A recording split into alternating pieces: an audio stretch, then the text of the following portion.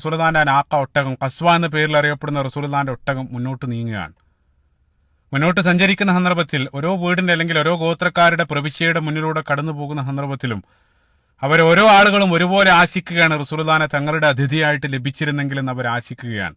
അതിൽപ്പെട്ട ചില ആളുകൾ ആ ഒട്ടകത്തിന്റെ കയറ് പിടിച്ച് വലിച്ച സന്ദർഭത്തിൽ റസൂലുള്ളാഹി പറഞ്ഞു, ഖല്ലു സബീലഹ ഫഇന്നഹ മഅ്മൂറ, ആ കയറ് നിങ്ങൾ വിട്ടേക്കുക, അത് അല്ലാഹു സുബ്ഹാനഹു വ തആലയുടെ നിർദ്ദേശപ്രകാരമാണ് സഞ്ചരിക്കുന്നത്. അതിലുള്ള യുക്തിയെല്ലാം കഴിഞ്ഞ ഭാഗത്ത് നമ്മൾ വിശദീകരിച്ചു. ആ രൂപത്തിൽ മുന്നിലുള്ള ആളുകൾക്ക് ആശയും പിന്നിലുള്ള ആളുകൾക്ക് നിരാശയും നൽകിക്കൊണ്ട് ഒട്ടകം മുന്നോട്ട് സഞ്ചരിച്ചുകൊണ്ടിരിക്കുകയാണ്. ആളുകളെല്ലാം അത്യാകാംക്ഷയോടുകൂടെ അത് എവിടെയാണ് ഇരിക്കുക എന്ന ആകാംക്ഷയോടുകൂടെ നോക്കിയിരിക്കുകയാണ്. അവസാനം ഒട്ടകം അവിടെ ഉണ്ടായിരുന്ന ഒരു ഒഴിഞ്ഞ പറമ്പിൽ പോയിട്ട് ഒട്ടകം മുട്ടുകുത്തിയിരിക്കുകയാണ്. ആളുകൾ ആ സന്ദർഭത്തിൽ തക്ബീർ മുടക്കുകയാണ്. അവിടെയാണ് നമ്മൾ പറഞ്ഞു നിർത്തിയത്. സ്വഹീഹ് ബുഖാരിയുള്ള ഹദീസ് മുന്നോട്ട് വായിച്ചാൽ കാണാൻ സാധിക്കും, ആ ഒട്ടകം മുട്ടുകുത്തിയിരുന്ന ആ പറമ്പ് അവിടെ ഖസ്റജിലെ ബനൂ നജാർ ഗോത്രത്തിൽപ്പെട്ട രണ്ട് അനാഥ ബാലന്മാരുടെ സഹല് സുഹൈൽ എന്നറിയപ്പെടുന്ന രണ്ട് ബാലന്മാർ അവകാശപ്പെടുന്ന ഒരു പറമ്പിലാണ് ഒട്ടകം പോയിട്ട് ഇരുന്നിട്ടുള്ളത്.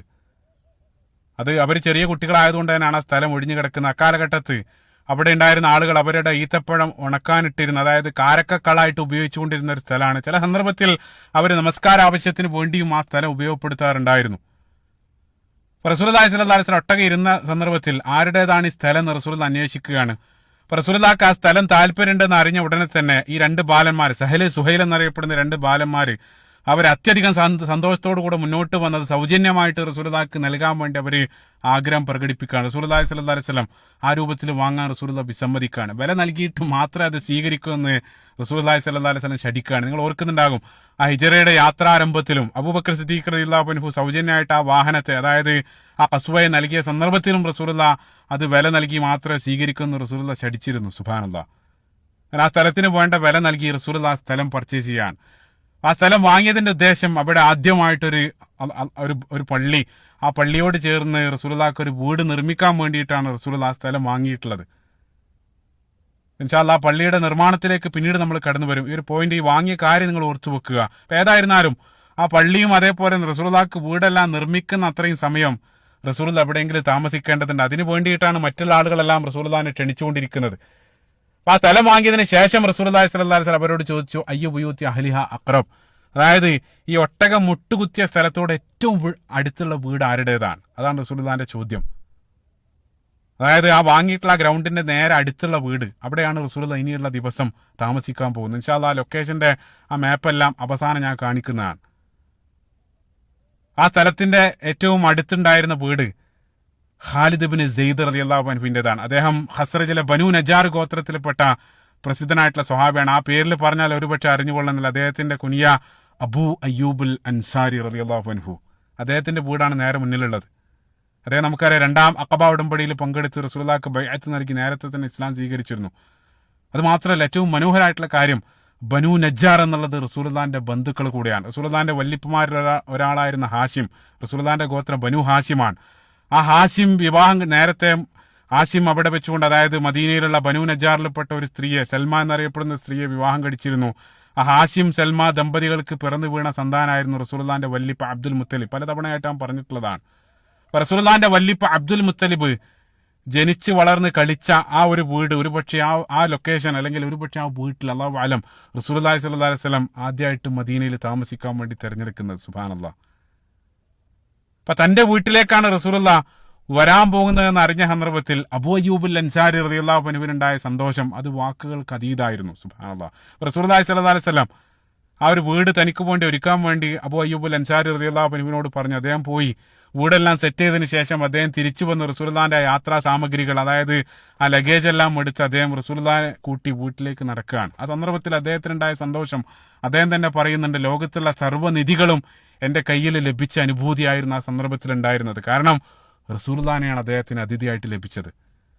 അദ്ദേഹത്തിന്റെ വീട് തെറ്റില്ലാത്തൊരു വീടാണ്. 2 നില വീടാണ്. 2 നില എന്ന് പറയുമ്പോൾ ഏതെങ്കിലും ഒരു കോൺക്രീറ്റ് കെട്ടിടത്തെ ഒന്നും മനസ്സിലേക്ക് കൊണ്ടുവരാതിരിക്കുക. അതായത് ഈത്തപ്പന തടി കൊണ്ട് നിർമ്മിച്ച 2 നിലകളുള്ള വീടാണ്.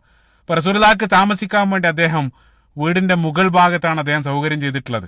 അപ്പൊ റസൂലുള്ളാഹി വീടിന്റെ അടുത്തെത്തി. റസൂലുള്ളാഹി മുകൾ ഭാഗത്താണ് സൗകര്യം ചെയ്തിട്ടുള്ളതെന്ന് അറിഞ്ഞ സന്ദർഭത്തിൽ റസൂലുള്ളാഹി വീടിന്റെ താഴെ നിലയിൽ താമസിക്കാൻ വേണ്ടി താല്പര്യം പ്രകടിപ്പിക്കുകയാണ്. കാരണം റസൂലുള്ളാഹി പറഞ്ഞു, ഞാൻ താഴത്തെ നിലയിലാണ് താമസിക്കുന്നത് നല്ലത്. കാരണം പകൽ സമയത്ത് എനിക്ക് ഒരുപാട് സന്ദർശകർ, അതായത് ഒരുപാട് ഗസ്റ്റ് എല്ലാം എനിക്ക് വരുന്നതാണ്. അപ്പൊ തുടരെ തുടരെ ഇതേ രൂപത്തിൽ സന്ദർശകർ വരുന്നത് പോകുന്നതെല്ലാം വീട്ടുകാരായിട്ടുള്ള അത് നിങ്ങൾക്ക് ബുദ്ധിമുട്ടാകും. അപ്പൊ അവരുടെ ആ പ്രൈവസി റസൂലുള്ളാഹി സ്വല്ലല്ലാഹു അലൈഹി വസല്ലം സംരക്ഷിക്കാൻ വേണ്ടി റസൂലുള്ള വീടിന്റെ താഴെ ഭാഗം സംരക്ഷിക്കാൻ, അല്ലെങ്കിൽ താഴെ ഭാഗം താമസിക്കാൻ വേണ്ടി റസൂലുള്ള താല്പര്യം പ്രകടിപ്പിക്കുകയാണ്. റസൂലുള്ളാഹിന്റെ ഇഷ്ടം അതാണെന്ന് അറിഞ്ഞ സന്ദർഭത്തിൽ അബൂ അയ്യൂബുൽ അൻസാരി റളിയല്ലാഹു അൻഹു വീടിന്റെ താഴെ നില റസൂലുള്ളാഹി സ്വല്ലല്ലാഹു അലൈഹി വസല്ലമക്ക് താമസിക്കാൻ വേണ്ടി തയ്യാറാക്കുകയാണ്.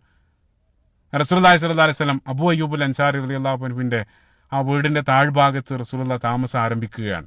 അങ്ങനെ ആ രാത്രി അബൂ അയ്യൂബുൽ അൻസാരി റളിയല്ലാഹു അൻഹു അദ്ദേഹം അത്യധികം സന്തോഷവാനാണ്. കാരണം വീടിന്റെ താഴ്ഭാഗത്ത് അതിഥിയായിട്ട് ലഭിച്ചിട്ടുള്ളത് റസൂലുള്ളാഹി സ്വല്ലല്ലാഹു അലൈഹി വസല്ലമയാണ്. അദ്ദേഹം റസൂലുള്ളാഹിനെ എങ്ങനെ തൃപ്തിപ്പെടുത്തുന്ന അദ്ദേഹം ചിന്തിച്ചുകൊണ്ടിരിക്കുകയാണ്. പെട്ടെന്ന് അദ്ദേഹത്തിന്റെ മനസ്സിലേക്ക് ഒരു ചിന്ത ഉദിച്ചു. സ്വഹീഹ് മുസ്ലിമിലെ ഹദീസിൽ വായിക്കാൻ സാധിക്കും, ഫൻതബഹ അബൂ അയ്യൂബ് ലൈലത്തൻ, അദ്ദേഹത്തിന്റെ മനസ്സിലേക്ക് പെട്ടെന്നൊരു ചിന്ത കയറി വന്നു. അദ്ദേഹം ഉടനെ തന്നെ കൂടെ കിടക്കുന്ന ഭാര്യ ഉമ്മു അയ്യൂബുമായിട്ട് അദ്ദേഹം അത് പങ്കുവച്ചു. അദ്ദേഹം ഭാര്യയോട് പറഞ്ഞു, നമ്മൾ എന്ത് പണിയാണ് ചെയ്തത്? നമ്മൾ ചെയ്തത് ശരിയായില്ല. കാരണം റസൂലുള്ളാഹി സ്വല്ലല്ലാഹു അലൈഹി വസല്ലം മുകളിലാണ് നമ്മൾ വസിക്കുന്നത്. അത് മാത്രമല്ല, നംഷി ഫൗഖ റസൂലുള്ളാഹ്, നമ്മൾ റസൂലുള്ളാഹിന്റെ തലക്ക് മീതെയാണ് നമ്മൾ കാല് വെച്ച് നടക്കുന്നത്. അത് എത്ര വലിയ അദബുകേടാണ്. അത് കേട്ട ഉടനെ തന്നെ ഭാര്യയ്ക്ക് അത് ശരിയാണെന്ന് തോന്നി. അവർ രണ്ടാളുകളും അങ്ങേയറ്റം അസ്വസ്ഥരായി. അത് മാത്രമല്ല, അവർ കിടക്കുന്ന അവിടെ നിന്ന് എഴുന്നേറ്റ് അവിടെ ചുമരിനോട് അവർ ചേർന്ന് കിടന്നു അതിലൂടെ നടക്കാൻ ശ്രമിച്ചു. കാരണം താഴെ റൂമിന്റെ മധ്യഭാഗത്തായിട്ടാണ് റസൂലുള്ളാഹി കിടക്കുന്നത്. അപ്പൊ ആ മധ്യഭാഗത്ത് അവർ കാല് വെക്കാതെ ആ ചുമരിന്റെ അരികിലൂടെ നടന്ന് അവിടെ അവർ രാത്രി കിടന്നുറങ്ങിയെന്നുള്ള. ആ രാത്രി എങ്ങനെയൊക്കെ അവർ തള്ളി നീക്കി. പ്രഭാതായ സന്ദർഭത്തിൽ അബൂ അയ്യൂബുൽ അൻസാരി റളിയല്ലാഹു അൻഹു റസൂലുള്ളാഹിനെ സമീപിച്ചുകൊണ്ട് കാര്യം പറഞ്ഞു. ഓ പ്രവാചകർ, ഇന്നലെ രാത്രി ഞാനും എന്റെ ഭാര്യ ഉറങ്ങിയിട്ടില്ല. റസൂലുള്ളാഹി എന്തു പറ്റി? അദ്ദേഹം കാര്യം പറഞ്ഞു. റസൂലുള്ളാഹി സ്വല്ലല്ലാഹു അലൈഹി വസല്ലം പറഞ്ഞു, അബൂ അയ്യൂബ്, നിങ്ങൾ വിഷമിക്കാതിരിക്കുക, അത് നിങ്ങൾ കാര്യമാക്കേണ്ടതില്ല.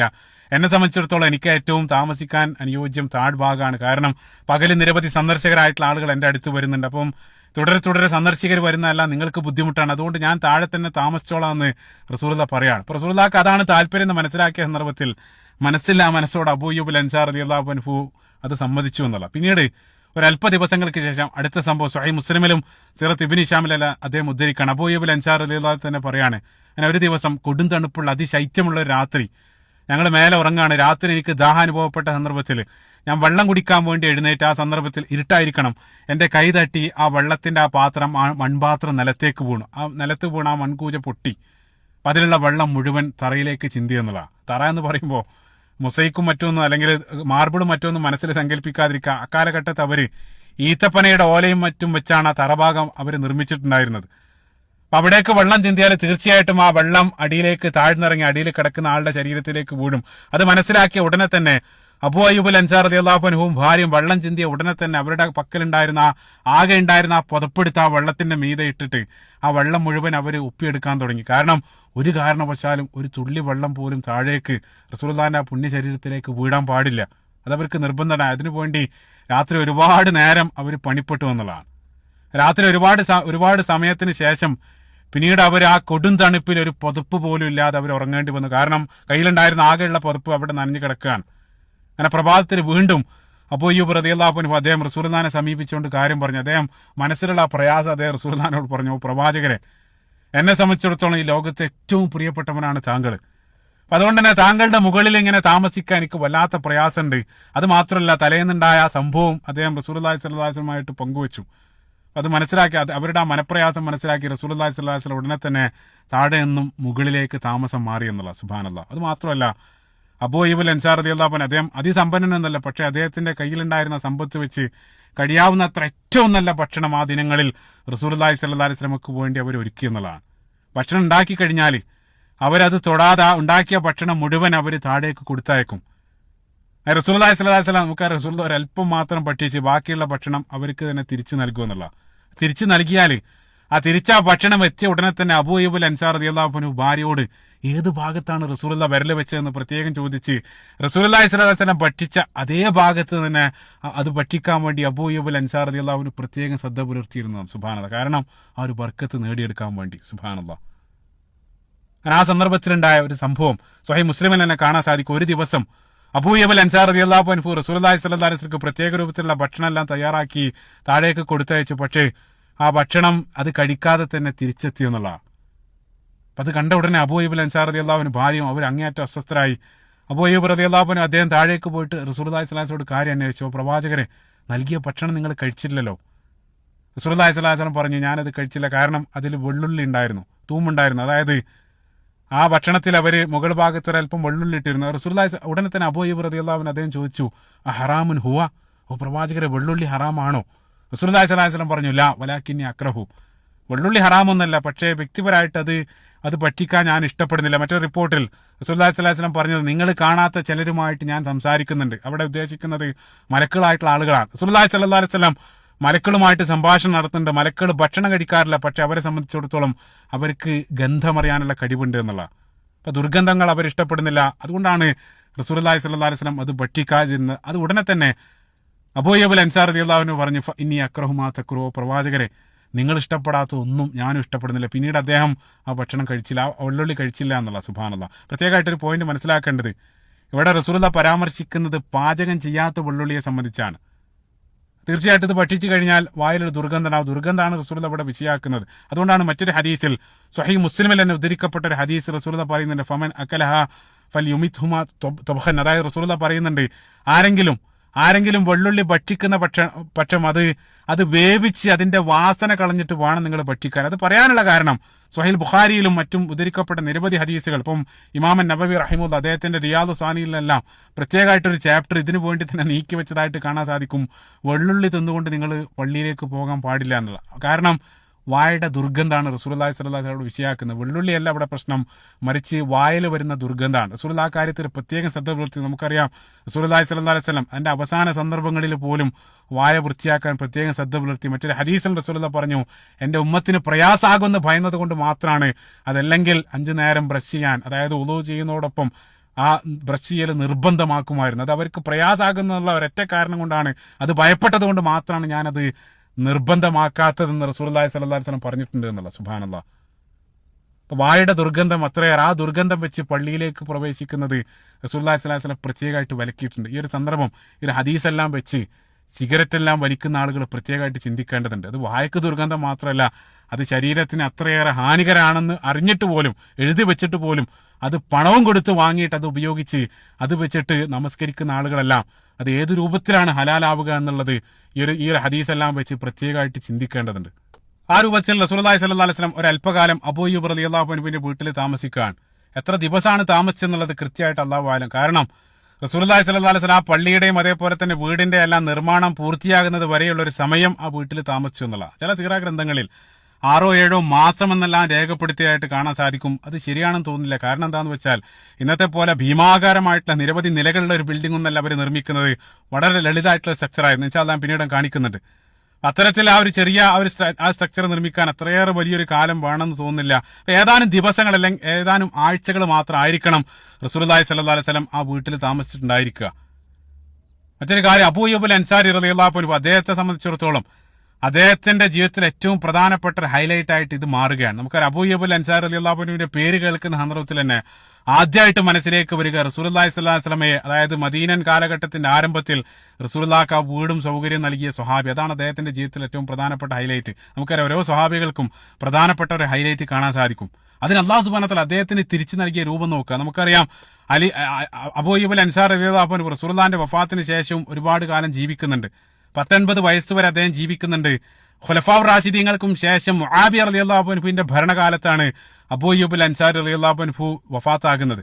മുആവിയ റളിയല്ലാഹു അൻഹുവിന്റെ ഭരണകാലത്ത് മുആവിയ റളിയല്ലാഹു അൻഹു കോൺസ്റ്റാന്റിനോപ്പിൾ, ഇസ്താംബൂളിലേക്ക് നടത്തിയ ഒരു സൈനിക മുന്നേറ്റം, ആ ഒരു സൈനിക മുന്നേറ്റത്തിലും ആ വാർദ്ധക്യ കാലഘട്ടത്തിൽ അദ്ദേഹം പങ്കെടുക്കുന്നുണ്ട്. അതിന്റെ കാരണം മനസ്സിലാക്കിയിരിക്കുക, റസൂലുള്ളാഹി സ്വല്ലല്ലാഹു അലൈഹി വസല്ലം ജീവിതകാലത്ത് അസാധ്യമായിട്ടുള്ള ഒരു പ്രവചനം റസൂലുള്ളാഹി നടത്തുന്നുണ്ട്. ലതുഫ്തഹന്നൽ ഖുസ്തൻതനിയ ഫനിഅമൽ അമീർ വനിഅമൽ ജയ്ഷ് ദാലിക്കൽ ജയ്ഷ്. റസൂലുള്ളാഹി സ്വല്ലല്ലാഹു അലൈഹി വസല്ലം പറയുന്നുണ്ട്, കോൺസ്റ്റാന്റിനോപ്പിൾ എന്നറിയപ്പെടുന്ന ആ ഒരു ലോകത്തെ ഏറ്റവും പ്രധാനപ്പെട്ട ആ നഗരം, റോമൻ സാമ്രാജ്യത്തിന്റെ കയ്യിൽ 1000ഓളം വർഷങ്ങളായിട്ടിരിക്കുന്ന ആ ഒരു ഏറ്റവും പ്രധാനപ്പെട്ട ലോകത്തെ ആ നഗരം, ആ പട്ടണം, അത് മുസ്ലിങ്ങളുടെ കയ്യിലേക്ക് വന്നു ചേരുമെന്നുള്ള അസാധ്യമായിട്ടൊരു പ്രവചനം റസൂലുള്ളാഹി സ്വല്ലല്ലാഹു അലൈഹി വസല്ലം നടത്തുന്നുണ്ട്. റസൂലുള്ളാഹി പ്രത്യേകമായിട്ട് പറഞ്ഞു, ആ സംഘത്തെ റസൂലുള്ളാഹി പ്രത്യേകമായിട്ട് പ്രകീർത്തിച്ചു. അതേപോലെ തന്നെ മഗ്ഫൂറുൻ ലഹു, ആ സംഘത്തിലുള്ള മുഴുവൻ ആളുകൾക്കും, ആ സൈന്യത്തിലുള്ള മുഴുവൻ ആളുകൾക്കും അല്ലാഹു സുബ്ഹാനഹു വ തആല പുറത്തു വരുമെന്നും റസൂലുള്ളാഹി സ്വല്ലല്ലാഹു അലൈഹി വസല്ലം പ്രവചിക്കുന്നുണ്ട്. ആ ഒരു പ്രാധാന്യം എല്ലാം കണക്കിലെടുത്ത് മുആവിയ റളിയല്ലാഹു അൻഹുവിന്റെ ഭരണകാലത്ത് അക്കാലഘട്ടത്തിൽ ജീവിച്ചിരുന്ന മുഴുവൻ സ്വഹാബികളും ആ സംഘത്തിൽ, ആ സൈനിക മുന്നേറ്റത്തിൽ അവർ പങ്കെടുത്തു എന്നുള്ളതാണ്.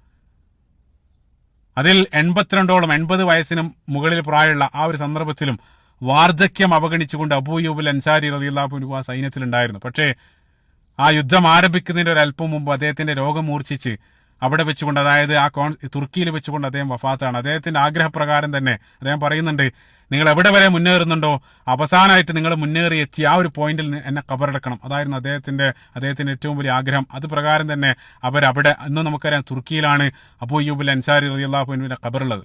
ഏതായിരുന്നാലും ആ ഒരു പ്രവചനം ആ സന്ദർഭത്തിൽ പൂർത്തിയാകുന്നില്ല. പിന്നീട് 8 നൂറ്റാണ്ടുകൾക്ക് ശേഷം, 800ഓളം വർഷത്തിന് ശേഷമാണ് റസൂലുള്ളാഹിന്റെ ആ ഒരു അത്ഭുതകരമായിട്ടുള്ള പ്രവചനം പൂർത്തിയാകുന്നത്. AD 1453 ഉസ്മാനി ഖിലാഫത്തിൽ ഉസ്മാനികളുടെ 7ാമത്തെ ഖലീഫ മുഹമ്മദ് 2 പിൻകാലഘട്ടത്തിൽ അദ്ദേഹം മുഹമ്മദ് അൽ ഫാത്തിഹ് റഹിമഹുല്ലാ അദ്ദേഹത്തിന്റെ കൈകളാൽ റസൂലുള്ളാഹിന്റെ ആ ഒരു അത്ഭുതപ്പെടുന്ന ആ ഒരു പ്രവചനം പൂർത്തിയാകുന്നുണ്ട്. സുബ്ഹാനല്ലാഹ്. ഏതായിരുന്നു നമ്മുടെ വിഷയത്തിലേക്ക് വരികയാണ്. റസൂലുള്ളാഹിന്റെ വഫാത്തിന് ശേഷം അലി ഇബ്നു അബീ ത്വാലിബ് റളിയല്ലാഹു അൻഹുവിന്റെ ഖിലാഫത്ത് കാലത്ത് മദീനയുടെ ഗവർണറായിട്ട് അബൂ അയ്യൂബ് അൻസാരി റളിയല്ലാഹു അൻഹുവിനെ നിയമിക്കുന്നുണ്ട്. അദ്ദേഹം ഗവർണർ ആയിരിക്കുന്ന സന്ദർഭത്തിൽ അദ്ദേഹം ഒരിക്കൽ ഇറാഖിലുള്ള ബസ്ര സന്ദർശിച്ചു. ആ സന്ദർഭത്തിൽ ഇറാഖിലെ ബസ്രയിലെ ഗവർണർ, അല്ലെങ്കിൽ ഇറാഖിലെ ബസ്രയിലെ ഭരണാധികാരി ഇബ്നു അബ്ബാസ് റളിയല്ലാഹു അൻഹു ആണ്. അതായത് റസൂലുള്ളാഹിന്റെ പിതൃവ്യ പുത്രൻ ഇബ്നു അബ്ബാസ് റളിയല്ലാഹു അൻഹു അബൂ അയ്യൂബ് റളിയല്ലാഹു അൻഹു തന്നെ സന്ദർശിച്ചതിൽ അദ്ദേഹത്തിന് അതിയായ സന്തോഷമുണ്ടായി. അദ്ദേഹം അബൂ അയ്യൂബ് റളിയല്ലാഹു അൻഹുവിനോട് പറഞ്ഞു, നിങ്ങൾ മദീനൻ കാലഘട്ടത്തിൽ മദീനയിൽ റസൂലുള്ളാഹി സ്വല്ലല്ലാഹു അലൈഹി വസല്ലമയെ ഏതു രൂപത്തിലാണോ നിങ്ങൾ സ്വീകരിച്ചത്, അതേ രൂപത്തിൽ ഇന്നത്തെ ദിവസം താങ്കളെയും സ്വീകരിക്കാൻ ഞാൻ ആഗ്രഹിക്കുന്നെന്ന് പറഞ്ഞ് ഇബ്നു അബ്ബാസ് റളിയല്ലാഹു അൻഹു ഒരു വലിയ വീടും ആ വീട്ടിലുണ്ടായിരുന്ന മുഴുവൻ സാമഗ്രികളും സൗജന്യമായിട്ട്, ഏകദേശം 4000ഓളം ദീനാർ വിലമതിക്കുന്ന മുഴുവൻ സാധനങ്ങളും ആ വീടെല്ലാം സൗജന്യമായിട്ട് അബൂ അയ്യൂബുൽ അൻസാരി റളിയല്ലാഹു അൻഹുവിന് നൽകി എന്നുള്ള. സുബ്ഹാനല്ലാഹ്. റസൂലുള്ളാഹി സ്വല്ലല്ലാഹു അലൈഹി വസല്ലം അദ്ദേഹത്തിന്റെ വീട്ടിൽ താമസിച്ചു. ആ താമസിക്കുന്ന സന്ദർഭത്തിൽ തന്നെ ഞാൻ നേരത്തെ പറഞ്ഞു, തുടക്കത്തിൽ ഞാൻ പറഞ്ഞ പോയിന്റിലേക്ക് തിരിച്ചു വരാണ്. ആ ഒട്ടകം മുട്ടുകുത്തിയ ആ സ്ഥലത്ത് ഒരു പള്ളി നിർമ്മിക്കാനുള്ള കൽപ്പന റസൂലുള്ളാഹി സ്വല്ലല്ലാഹു അലൈഹി വസല്ലം നൽകിയിരുന്നു. മറ്റൊരു കാര്യം ചിന്തിച്ചു നോക്കുക. റസൂലുള്ളാഹി സ്വല്ലല്ലാഹു അലൈഹി വസല്ലം ഹിജറ കഴിഞ്ഞ് മദീനയിലേക്ക് എത്തിയിട്ട് ആഴ്ചകൾ പിന്നിടാണ്. ആദ്യമായിട്ട് റസൂലുള്ളാഹി സ്വല്ലല്ലാഹു അലൈഹി വസല്ലം ഖുബൈൽ വന്ന ഉടനെ തന്നെ അവിടെ ആദ്യമായിട്ട് ഒരു ഭവനം, അതായത് ഖുബൈൽ ഒരു പള്ളി നിർമ്മിച്ചു.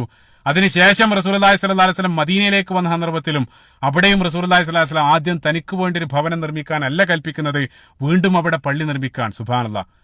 അതെല്ലാം കഴിഞ്ഞതിന് ശേഷമാണ് തനിക്ക് വേണ്ടി ഒരു ഭവനം നിർമ്മിക്കാൻ റസൂലുള്ളാഹി സ്വല്ലല്ലാഹു അലൈഹി വസല്ലം കൽപ്പിക്കുന്നത്. അപ്പോൾ അവിടെ ആ പള്ളിയുടെ പ്രാധാന്യമാണ് അവിടെ നമ്മൾ കാണുന്നത്. നമുക്കറിയാം ഇരുട്ടുള്ള ഈ ലോകത്ത് പ്രകാശം നൽകുന്ന ലൈറ്റ് ഹൗസുകളാണ് യഥാർത്ഥത്തിൽ അല്ലാഹു സുബ്ഹാനഹു വ തആലയുടെ പള്ളികൾ. അതിൽ നിന്നും ഉയരുന്നതെല്ലാം ആ പ്രകാശത്തിന്റെ, ആ പരിശുദ്ധ ഖുർആന്റെ വചനങ്ങളാണ്. നമുക്കറിയാം, ഞാൻ ആ രൂപത്തിൽ വിശേഷിപ്പിക്കാനുള്ള കാരണം പരിശുദ്ധ ഖുർആനിൽ പ്രകാശത്തിന്റെ ഒരു വചനം കടന്നു വരുന്നുണ്ട്. സൂറത്ത് നൂർ 24-ാമത്തെ അധ്യായം. ആ സൂറത്തിന്റെ പേരും പ്രകാശാണ്. അതിന്റെ മധ്യഭാഗത്ത് 35-ാമത്തെ ആയത്തിൽ അല്ലാഹു നൂറു സമാവാതി വൽ അർദ്, അല്ലാഹു സുബ്ഹാനഹു വ തആല ആകാശഭൂമികളുടെ പ്രകാശവുമായിട്ട് ബന്ധപ്പെടുത്തിക്കൊണ്ടുള്ള അതിമനോഹരമായിട്ടുള്ള വചനം. ആ ആയത്തിന് ശേഷം 36-ാമത്തെ ആയത്തിൽ അല്ലാഹു സുബ്ഹാനഹു വ തആല പള്ളികളെ സംബന്ധിച്ചാണ് സംസാരിക്കുന്നത്. ഫീ ബുയൂത്തിൻ അദിനല്ലാഹ്, അല്ലാഹു സുബ്ഹാനഹു വ തആലയുടെ നാമങ്ങളെ സ്മരിക്കപ്പെടുന്ന അള്ളാഹുവിന്റെ ഭവനങ്ങൾ, അവിടെയാണ് വെളിച്ചമുള്ളത്. സുബ്ഹാനല്ലാഹ്. അല്ലാഹു സുബ്ഹാനഹു വ തആല പറയുന്നുണ്ട്, അവിടെയാണ് അല്ലാഹു സുബ്ഹാനഹു വ തആല ഈ ലോകത്തിനുള്ള വെളിച്ചം ലഭിക്കുന്നത്. അതായത് ഇന്ന് നമ്മൾ പള്ളികൾ എന്ന് പറയുന്ന സന്ദർഭത്തിൽ അത് കേവലം ഒരു ബിൽഡിംഗ്, അതായത് ആരാധനാ കേന്ദ്രങ്ങൾ മാത്രമായിട്ട് പരിമിതപ്പെട്ടു എന്നുള്ള, അതിലപ്പുറം ഒരു ദൗത്യമില്ല. നമ്മുടെ നാട്ടിൽ തന്നെ ഒരു പ്രയോഗമുണ്ട്. അതായത് അതിലപ്പുറം ഏതെങ്കിലും ഒരു കാര്യം, നടക്കാത്തൊരു കാര്യം നമ്മൾ പള്ളിയിൽ പോയി പറയും. ആ രൂപത്തിലാണ് ഒരു ചൊല്ല്. അതായത് ആ രൂപത്തിലാണ് ഇന്നത്തെ കാലത്ത് നമ്മൾ പള്ളിയെ കാണുന്നത്. ആ രൂപത്തിലായിരുന്നില്ല റസൂലുള്ളാഹിന്റെ കാലത്ത്. പള്ളികൾ എന്നുള്ളത് ഇസ്ലാമിക സംസ്കാരത്തിന്റെ അല്ലെങ്കിൽ ഭരണകൂടത്തിന്റെ എല്ലാം കേന്ദ്രങ്ങളായി വർത്തിച്ച, അതായത് മുസ്ലിം ഉമ്മത്തിന്റെ ഹൃദയങ്ങൾ ആ പള്ളിയായിരുന്നു. അതുമാത്രമല്ല, ആ പള്ളികളായിരുന്ന അക്കാലഘട്ടത്തെ യൂണിവേഴ്സിറ്റികൾ, അസ്ഹാബു സുഫ എന്നറിയപ്പെടുന്ന ഒരു വിഭാഗം. ഇൻഷാ അല്ലാഹ് അതെല്ലാം പിന്നീട് ഞാൻ പറയും. പ്രത്യേകമായിട്ട് അവിടെ ഉണ്ടായിരുന്നു. അതായത് വീടില്ലാത്ത ആളുകൾക്കുള്ള അഭയകേന്ദ്രം, അതേപോലെ തന്നെ പ്രധാനപ്പെട്ട തീരുമാനങ്ങൾ. റസൂലുള്ളാഹിന്റെ സീറ നമ്മൾ പരിശോധിക്കുന്ന സന്ദർഭത്തിൽ അത്യധികം പ്രധാനപ്പെട്ട തീരുമാനങ്ങൾ എടുക്കാൻ വേണ്ടി അവർ ശൂറ ചേർന്നതെല്ലാം പള്ളിയിലായിരുന്നു. യുദ്ധകാര്യങ്ങൾ പോലും അവിടെ വെച്ചുകൊണ്ട് ചർച്ച ചെയ്യുന്നതായിട്ടും, അതേപോലെ തന്നെ പരസ്പരമുള്ള വിഷമങ്ങൾ, ആ വിഷമങ്ങളും ദുഃഖങ്ങളും അവർ പങ്കുവെച്ചതും, അവരുടെ പരാതികൾ കേട്ടതും, അവരുടെ സന്തോഷങ്ങൾ പങ്കുവെച്ച എല്ലാ കേന്ദ്രങ്ങൾ ആ പള്ളികളായിരുന്നു. അതായത് ഉമ്മത്തിന്റെ ഹൃദയം അക്കാലഘട്ടത്തിൽ പള്ളികളായിരുന്നു.